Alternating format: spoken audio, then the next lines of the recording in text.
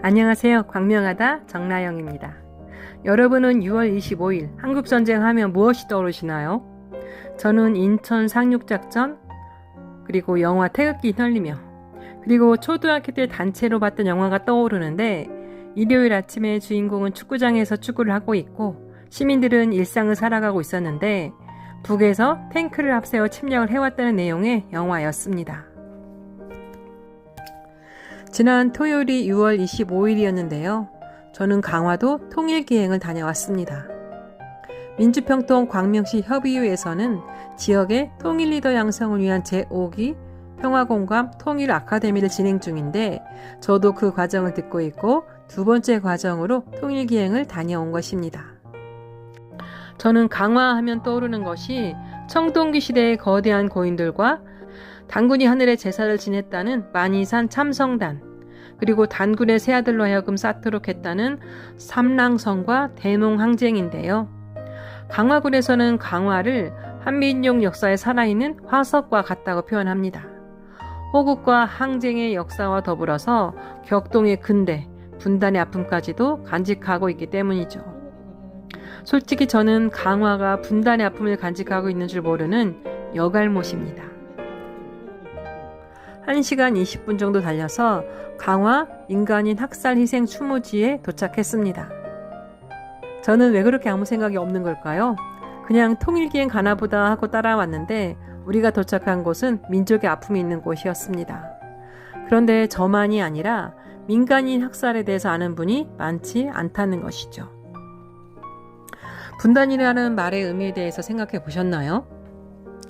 분단은 2차 세계대전 이후에 자이든 타이든 한 개였던 나라가 두 개 이상으로 나눠지는 것을 말합니다.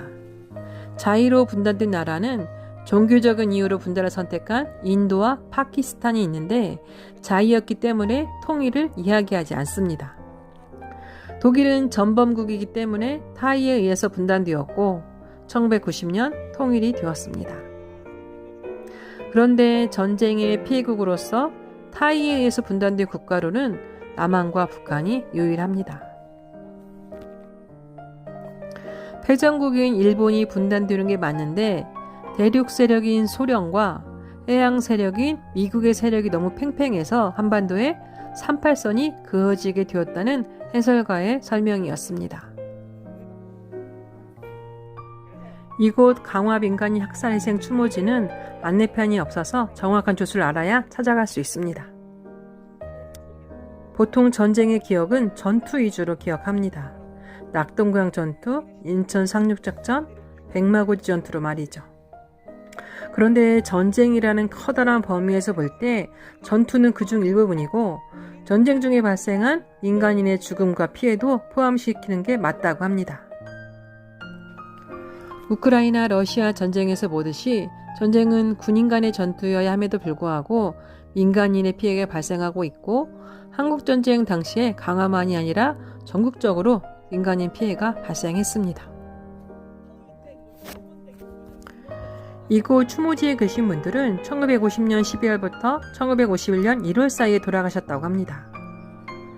2008년 진실화해를 위한 과거사 정리위원회의 조사 결과에 따르면 강화 지역 민간인 학살은 1951년 145T를 전후한 시기에 강화 향토방위특공대가 강화 경찰서장의 지시에 따라서 강화도, 성모도, 주문루 지역 민간인 430여 명을 북한 점령 시기에 부역 혐의자와 그 가족이라는 이유로 집단 학살한 사건입니다.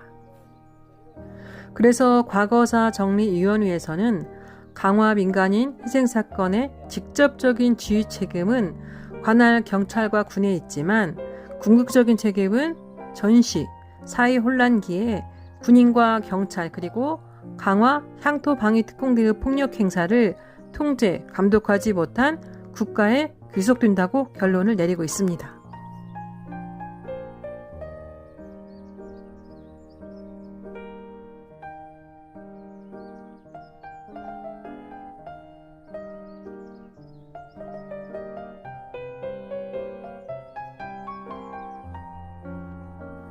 이곳 위패를 보면 방제숙 1946, 방경숙 1948이 보이는데 이 뜻은 3살, 5살 된 아이가 부모를 대신해서 희생당했다는 겁니다. 한국 전쟁에만 있는 끔찍한 용어 대살은 대신 죽인다는 의미였다고 합니다. 그런데 통탄할 일은 적에 의한 민간인 희생이 아니고 한국군, 한국경찰, 한국우익치안대가 자국민을 죽인 말도 안 되는 일이 발생한 겁니다. 강화지역 희생자 430여 명 중에 신원이 확인된 희생자는 139명으로 여성이 42명이고 10대 미만이 14명인 것을 보면 남녀노소를 가리지 않고 학살을 자행한 것을 알 수 있습니다. 유족회 조사 결과 확인된 희생자 수가 650여 명에 이른다고 합니다. 아직도 두려움 속에서 억울함을 밝히지 못한 분들도 계신데 국가 공권력에 의해서 희생된 피해자분들의 명예를 하루빨리 회복하고 피해에 대해서 특별한 보상이 이루어져야 한다고 생각되었습니다. 점심 식사를 하고 두 번째 코스 대룡시장에 도착했습니다. 제가 유튜브를 보기 시작하면서 TV를 거의 보지 않았기 때문에 대룡시장이 1박 2일 TV 프로그램에 나와서 유명하다는 것도 몰랐습니다. 교동도는 민간인 출입 통제선 안쪽에 위치한 섬이라서 들어가려면 신분증을 반드시 챙겨야 합니다. 대룡시장은 교동도 건너편에 위치한 황해도 연백군에 살던 분들이 6.25 전쟁을 피해서 교동도로 잠시 피난 왔다가 한강 하구가 분단선이 되어서 고향에 돌아가지 못하게 되니까 생계를 유지하기 위해서 만든 시장입니다. 50여 년 정도 교동도 경제발전의 중심지였는데 지금은 시장을 만든 분들이 대부분 돌아가시고 인구도 급격히 줄어들면서 시장 규모도 상당히 줄어들었다고 하네요. 대룡시장에 들어서면 마치 7, 80년대로 돌아간 듯한 착각에 빠지게 됩니다. 2014년 교동대교 개통과 함께 1970년대 만들어진 영화 세트장 같은 모습이 알려지면서 관광명소가 되었습니다. 그중 가장 인기 있는 곳은 교동이발소, 동산약방, 중앙신발인데 예능 프로그램 방송이 나간 후에 인기몰이를 하고 있다고 합니다. 나들목 식당과 거북당도 드라마 촬영지로 유명해졌다고 하고요. 대룡시장에 가면 제비집과 제비가족, 제비를 보호하자는 글을 보게 되는데요. 그 이유는 고향 연백에서 찾아오는 제비에 대한 실향민들의 특별한 애정 때문입니다. 제가 돌아본 대룡시장에는 없는 것 빼고 다 있었습니다. 막걸리, 장류 산삼, 고려산 벌꿀. 저는 황해도 연백 강아지떡이 제일 맛있어 보여서 사가지고 왔습니다. 세 번째로 방문한 곳은 북한을 가장 가까운 곳에서 볼 수 있는 강화 평화 전망대입니다. 2020년에 허락되지 않은 기억이라는 한국전쟁 70년 기억사진전을 열었다고 하는데요.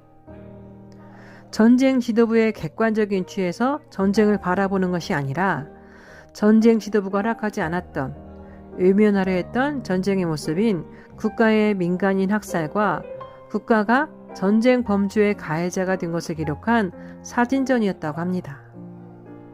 한국전쟁에서 발생한 민간인 학살은 그간 우리에게 허락되지 않은 기억이었습니다. 전쟁이 발생하면 상호 확증 파괴라고 해서 네가 쏘면 나도 쏜다면서 무기로 싸우게 되는데요. 그러다 보니 사회적 비용이 많이 들어가게 되고 끝내 평화가 오겠지만 그것을 진정한 평화라고 할 수 있을지 모르겠습니다. 한국전쟁에서 정전협정으로 평화가 왔지만 우리가 여기에 안주할 게 아니라 한 걸음 더 나아가서 평화를 만들어야 되지 않을까요? 그러기 위해서는 사회적 비용이 적게 들지만 많은 노력이 필요한 대화, 소통, 배려, 존중, 다름을 인정하는 자세가 필요할 것입니다. 남과 북이 더 이상 무기로 경쟁할 시기는 지났다고 봅니다. 우크라이나 러시아 전쟁에서 보는 것처럼 현대전은 전쟁 당사국의 초토화를 가져오게 돼서 국민들의 삶의 질이 바닥으로 떨어지고 다시 세계 최빈국이 될 것입니다. 평화 전망대를 둘러보고 나와서 민주평통 이영희 회장님께 통일 아카데미를 기획하게 된 동기를 질문했습니다. 네, 우리 강명 시민들은 네. 우리 경기도에 위치하고 있기 때문에 통일의 뭐 길목이라고 생각할 수도 있죠. 네. 그래서 우리가 그 평통에서 해마다 우리 시민이 직접 참여할 수 있는 시민교실 아카데미를 개강해서 4강을 하고 또 이렇게 현지에 우리 북한하고의 제일 가까운 우리 동포들을 그림이라 볼 수 있도록 네. 그렇게 프로그램을 짜가지고 지금 동행을 하게 된 것입니다. 네. 저도 작년에 참여하고 올해 참여했는데 덕분에 민주평통 덕분에 이렇게 참여하게 돼서 너무 기뻐요. 예, 저도 참 반갑습니다. 자, 그리고 네. 앞으로 통일에 대해서 또 어떤 의견을 가지고 계신지 좀 궁금합니다. 뭐 통일이라는 것은 뭐 어떻게 법으로 정해져 있는 건 아니고요. 네. 동서독 같이 어느 날 갑자기도 될 수 있지만 또 많은 계획과 착오에 의해서 또 미뤄질 수도 있고 그렇지만 끊임없이 아까도 말씀했지만 서로 소통하고 또 뭔가를 이해하는 그런 관계를 가지면은 네. 자연스럽게 통일이 좀 오지 않겠나. 좀 자연스럽게 네. 그렇게 기다리고 있습니다. 네, 민주평통에 참여하는 분들이 점점 많아지면서 통일의 그날도 빨리 올 것 같습니다. 아, 감사합니다. 네, 감사합니다. 네, 감사합니다. 그럼 어떻게 통일할까요? 그것은 특정 세력이나 집단, 지역이 주도하는 것이 아니라 남북 모든 구성원이 함께 통일을 염원하고 통일국가의 가치와 이념을 형성할 때 비로소 통일의 시대가 열릴 것입니다. 그리고 단기간 급진적인 통일이 아니라 단계적이고 점진적으로 통일을 추진할 때 분쟁의 위험과 부작용을 최소화할 수 있습니다. 또한 남한이 북한보다 군사적으로, 경제적으로, 문화적으로도 우위에 있는데요. 많은 것을 가진 우리가 넓은 품으로 안고 양보하면서 함께 발걸음을 내디뎌야 할 것입니다. 작년에는 철원 통일 기행을 다녀왔는데 내년에는 또 어디로 갈지 벌써 기다려집니다. 감사합니다. 됐나요? 네, 자 이제